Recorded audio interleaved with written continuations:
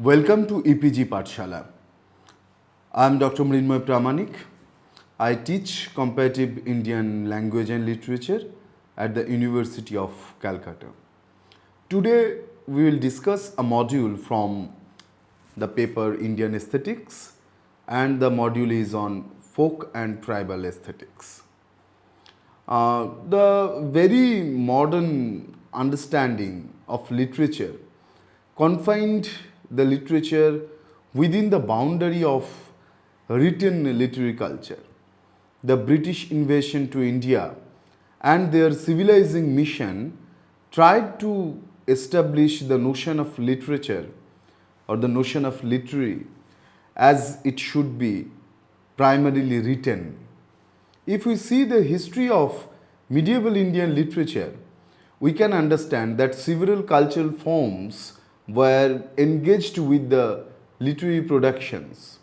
There was no as such strict definition of literature, especially in the Bhasha culture and the other Adivasi cultures. Bhasha had observed the sources of the written text were adapted from oral culture and other existing great literature written in Sanskrit, Pali, Prakrit, etc. The written manuscripts used to be performed and used to be survived in public life through oral or performative culture. Interestingly, it had its own life in manuscript culture too. This is because of very European notion that in modern times the literature had divided into two subcategories as written and oral or folk. And because of that, written literature is only considered as literature, and these literary productions are historicized. Gradually folk became marginal, and other category of human excellence, sometimes it is considered as the creation of the low intellect, a marginal art practice. Tribal cultural practices always had been observed and other by the dominating Aryan culture. But in Indian history, tribal and other non-tribal communities were not alienated from each other. They had their cultural communication. Modern India carries the ancestry of both the non-tribal and the tribal. The so-called non-tribal in modern India carries genes of the tribal and non-tribal too. And naturally, we can observe different Indian languages, art, and other creative expressions find their root in both the non-tribal and tribal roots. But this is a part of the reality. There is huge population in India comprising large varieties of the races popularly known as tribal or Adivasi.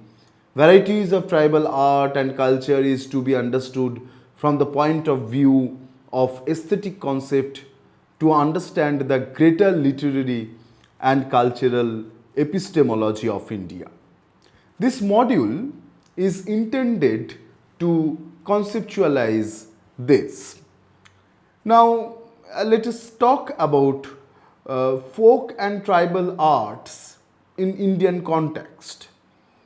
India had always been known as the land that portrayed cultural and traditional vibrancy through its conventional arts and crafts.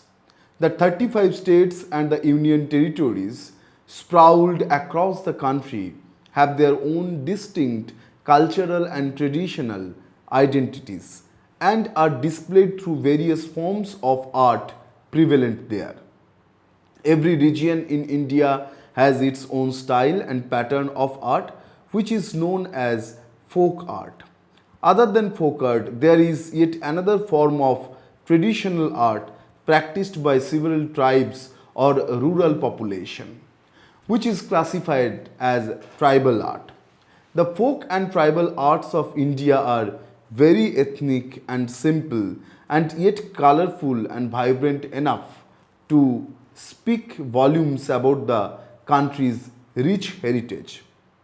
Folk art in India apparently has a great potential in the international market because of its traditional aesthetic sensibility and authenticity. The rural folk paintings of India bear distinctive colorful designs which are treated with religious and mystical motifs. Some of the most famous folk paintings of India are the Madhubani paintings of Bihar, Patachitra paintings from the state of Odisha and West Bengal, the Nirmal paintings of Andhra Pradesh, and other such folk art forms. Folk art is, however, not restricted only to paintings but also stretches to other art forms such as pottery, home decorations, ornaments, cloth making, and so on. The potteries of some of the regions of India are quite popular among foreign tourists because of their ethnic and traditional beauty. The thing is that when we are talking about folk and tribal art, we are talking about the paintings, we are talking about the pottery, the other sculptural products, not specifically we are talking about literature or the any specific folk narrative, because the very notion of literature is European, that it should be related or associated with written culture. In Sanskrit, we have equivalent of literature as Sahitya. And that Sahitya doesn't mean that the product should be or must be written only. That Sahitya means the association. In Sanskrit, Sahitatta, association. And if we observe the other tribal tradition, we can find that they do not have any particular product known as literature. I can take example of few tribal communities and their product that those products are products have multi meanings, multiple identities, like the worldly painting. When the worldly community used to paint on the walls of their home or on the some other material, they actually paint about their living, their life, their society, their daily life, and their livelihood. So this painting is actually the narrative of their life, and through this painting we can have history of the community. If we see the any other communities, then we can observe that painting, music, or oral tradition are simultaneously art forms, literature, and history through the communities. So while we are talking about the tribal aesthetics or we are talking about folk aesthetics, we have to analyze different cultural products produced by different marginal communities and the Adivasi communities to understand the aesthetics of the tribal and folk. And one thing also noteworthy here, that when we are talking about folk and tribal aesthetics, these concepts are not homogeneous. There are lots of complexities. There are different kind of folk products, and these products are different in nature from one place to another, from one language to another.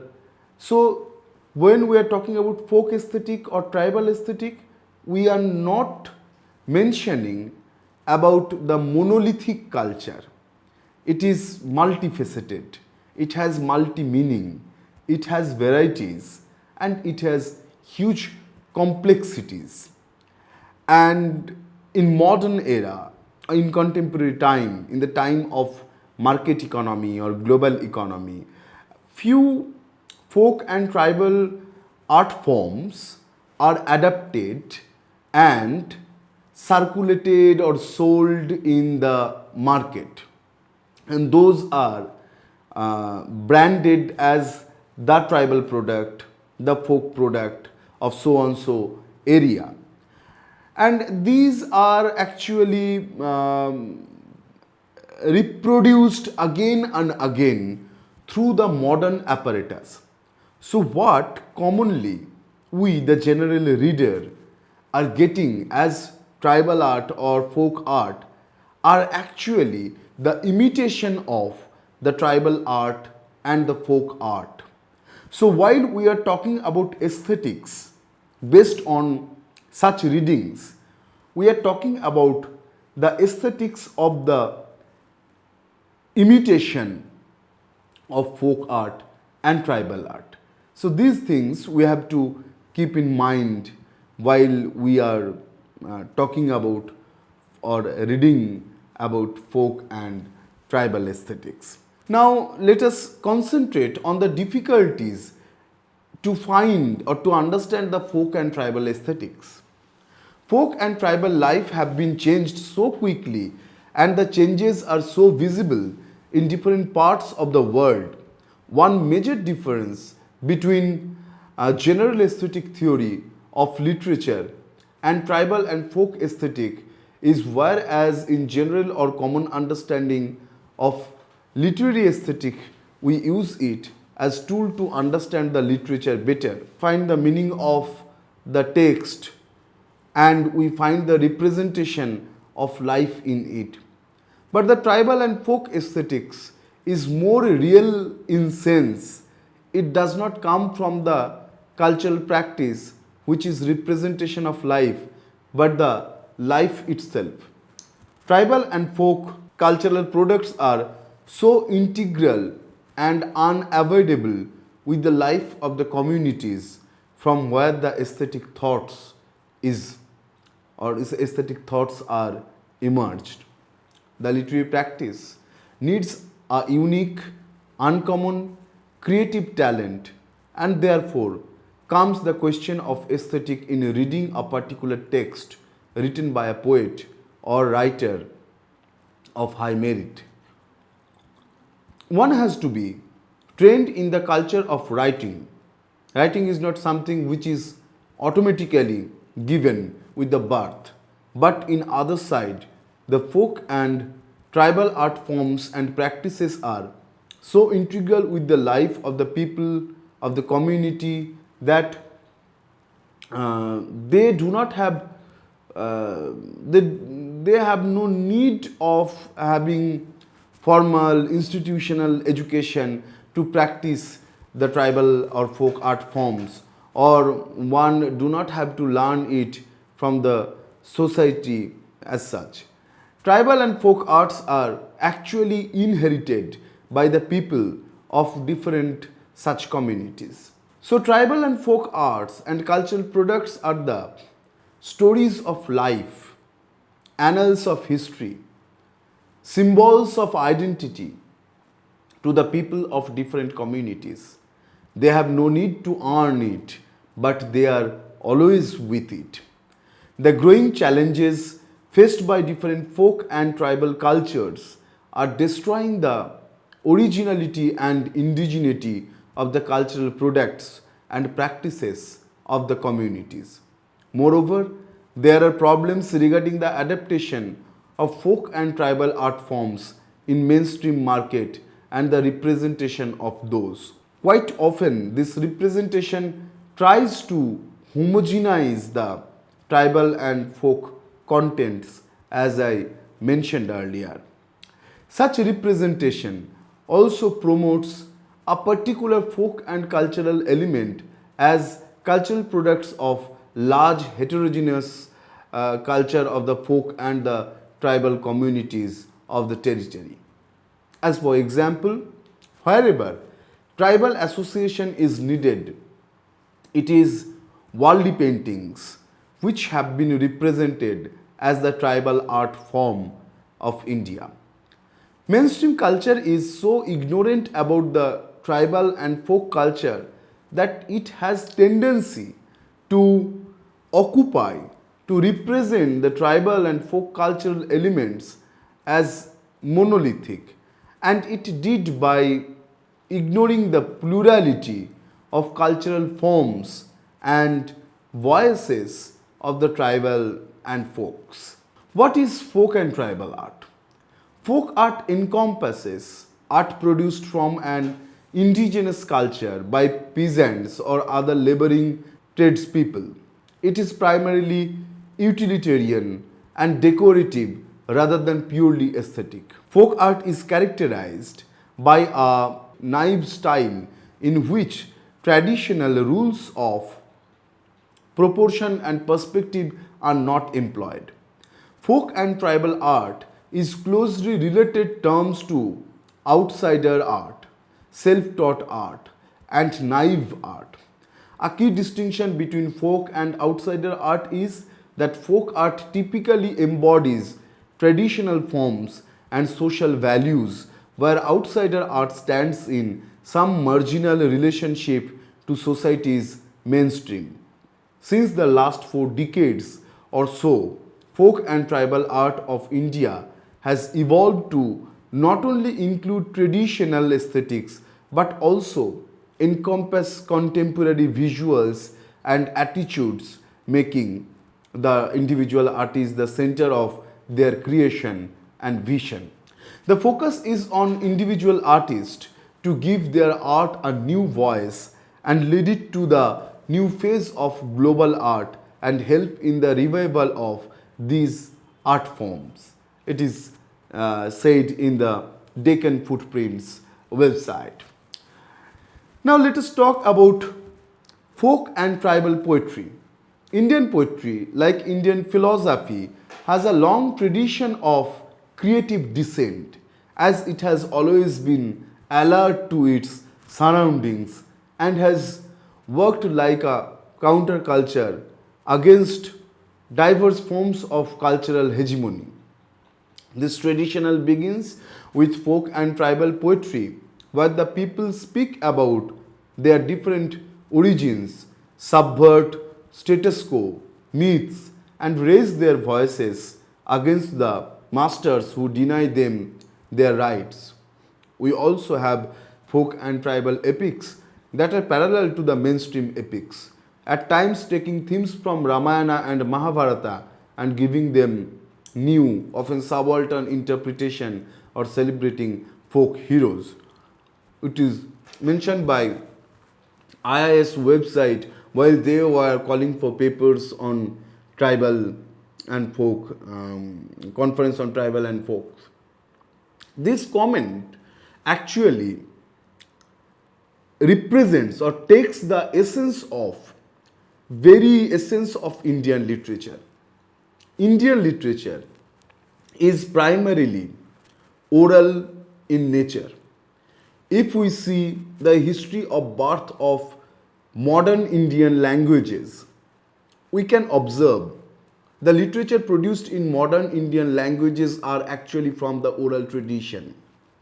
The myths, the themes, the plots, all these things mainly were adopted from the oral tradition, like the Ramayana stories, the Mahabharata, and not only the translation of Valmiki's Ramayana or Vedavyasa's Mahabharata, but these are adaptations of the Rama Katha or the Krishna Katha or the stories of Mahabharata, which are already there in oral tradition, in folk tradition, in tribal tradition since the centuries.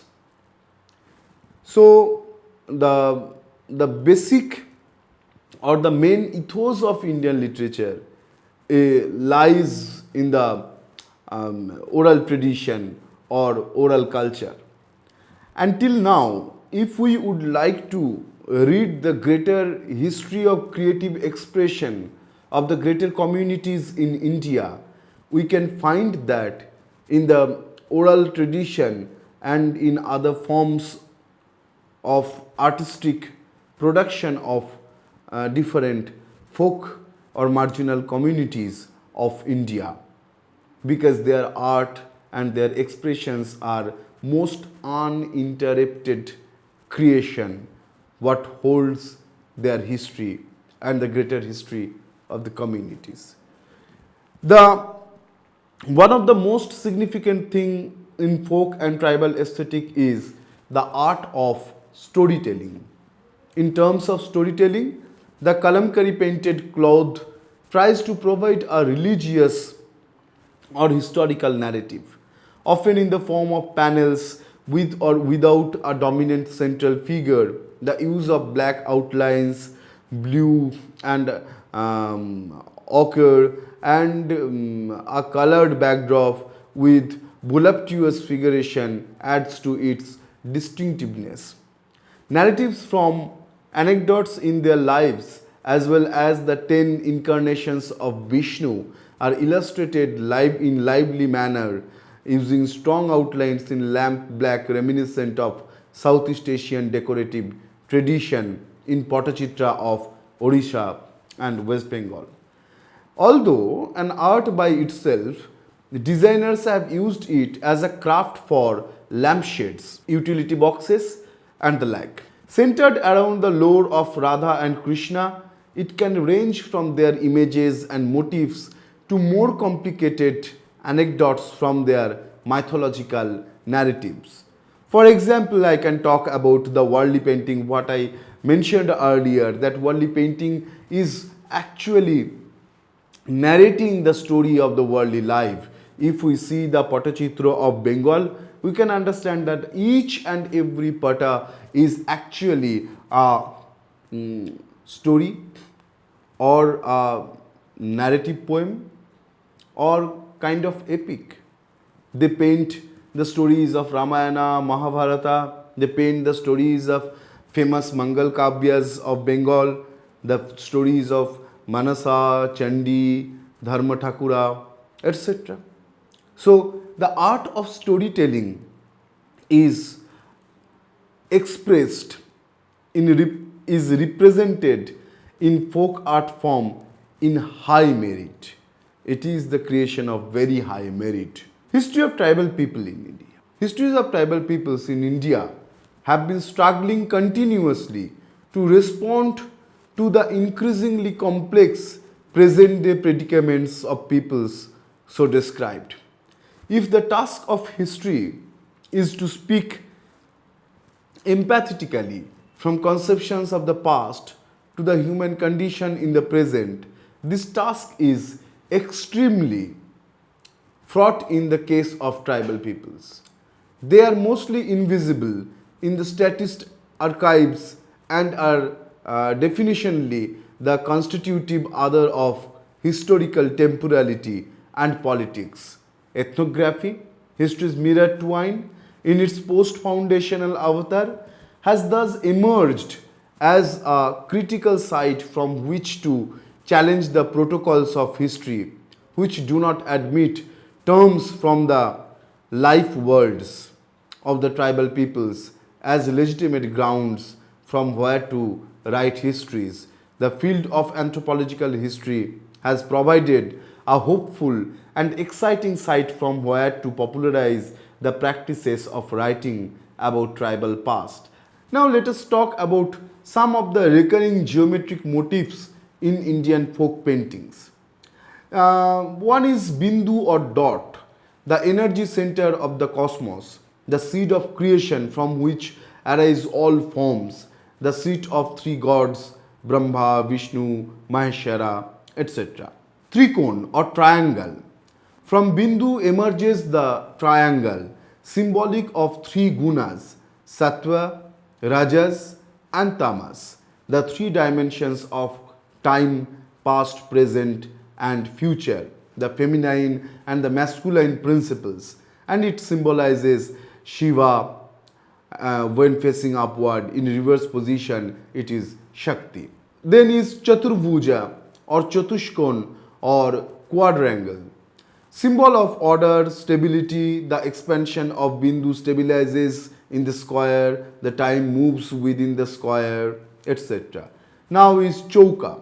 It is one of the basic square designs in folk painting drawn with the help of a dot, swastika square and a triangle. Bindu is at center of Chauka, which develops into a swastika. Four lines in the form of a square encircle the swastika. At the outward corners of these lines are drawn four Purna Kumbhas or posts of auspiciousness. Now, Panchkon or pentagon, symbols of five elements. Those are earth, water, fire, air, and sky. Then is Shatkon or hexagram, union of feminine and masculine principles. In its highly evolved form, it appears at Sri Chakra and Yantra of Supreme Goddess in her creative aspect. It symbolizes the universe and its divine cause. Ashtakan or octagon, it is symbol of protection. Swastika or fourth direction, the movement of sun. In swastika reside all gods. Vrita or circle, circle depicts both space and time. In a mandala, it forms the cosmogram. Chakra, wheel, it symbolizes time and movement associated with Vishnu and Krishna as their disweapon. Vertical line symbolizes goddess. Lines are symbolic of movement and progression. Vertical line between two dots, Shiva. Wavy line is water. And Sarvotobhadra is protection, auspiciousness, and four-faced temple. Beside these geometric designs, their recurring images in these paintings are elephant, horse, bull, snake, fish, lotus, etc. Now, let us talk something about the urban adaptation of Indian folk art and how the Indian folk arts and different narratives and styles gave urban culture a new move, a new richness and new language of living, of protesting and of creating their voice. Kanika Sharma writes in Hindustan Times, Indian folk art is moving away from the epics and pastoral scenes towards contemporary themes that appeal to urban buyers. A tableau of the Nirbhaya rape in the unmistakable Potua style of West Bengal, an aircraft soaring alongside Hindu deities Shiva and Parvati, painted in the worldly art style from Maharashtra in a work titled Development. A girl child lying in the bloodied hands of women drawn in the intricate Madhubani art style of Bihar. There is a painting of such as example and you can observe it on the screen. Now, let us talk about the significance of the folk and tribal art and other creative expression. The first thing is that with this study of folk art, folk and tribal art and other creative expression, we can understand the aesthetic sense of the different communities of folk and tribal art and creative expressions. So, if we try to understand the sense of aesthetics, what lies in different marginal communities of India, we have to understand the folk and tribal art and cultural production.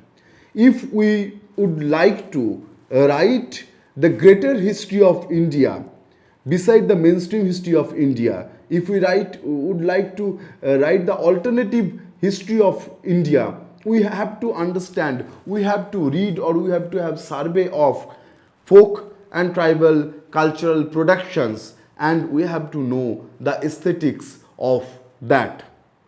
This aesthetic study of folk and tribal creative and cultural production gives us new epistemology, new philosophical knowledge, and new methodology of writing history. It gives us a new theory of literature also, the theory of nativism, what is growing remarkable since 1980s as one of the anti-colonial theory is actually based on the different marginal communities of India, which includes different folk and tribal cultures, and from there we can find our own theory to read our literature, to understand our culture, to write the greater history of the communities of India. So there, in this sense, that folk and tribal aesthetics have